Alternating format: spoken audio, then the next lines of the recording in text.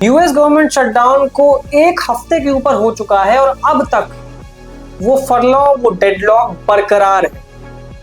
क्यों? क्योंकि US Congress ने वो फेडरल बिल, वो बजट पास नहीं किया है। रिपब्लिकन्स ने जो बजट रखा था उस बजट में मेजॉरिटी उन्हें हासिल नहीं हुई और अब तक गवर्नमेंट शटडाउन है। यानी कि 7.5 लाख वर्कर्स को जो उनको बर्खास्त कर दिया गया है, जिनको जॉब्स मिले, जिनकी जॉब्स हैं बट उनको सैलरी नहीं मिलेगी। कुछ जॉब्स पर हैं, वो काम कर रहे हैं पर उनको अभी पैसे नहीं मिलने वाले।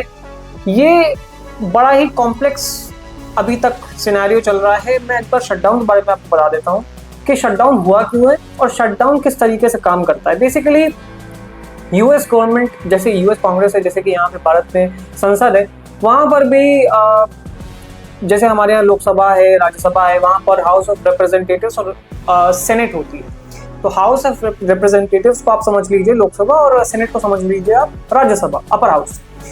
तो सेनेट में आपको ऑब्वियसली मेजॉरिटी चाहिए। मेजॉरिटी में जब दोनों ही हाउस में बिल पास होता है तभी आप वो बिल अप्रूव किया जाता है, वो बजट अप्रूव होता है। तो सेनेट में यानी कि अपर हाउस में अमेरिका में वो उस बिल को अप्रूव नहीं किया। डेमोक्रेट्स ने उस बिल को अप्रूव नहीं किया, रिपब्लिकन्स ने जो प्रेजेंट किया। तो बेसिकली 60 वोट्स नहीं मिले रिपब्लिकन्स को, तो वो बिल अप्रूव नहीं हुआ और गवर्नमेंट शटडाउन हो गया। भारत में अगर बिल अप्रूव नहीं होता है, अगर बजट अप्रूव नहीं होता है तो सरकार गिर जाती है नो कॉन्फिडेंस वोट के चलते। पर यूएस में सरकार नहीं गिरती है बट गवर्नमेंट शटडाउन होता है। ये बेसिक कंसेप्ट है। और वहाँ पर शटडाउन क्यों हुआ है?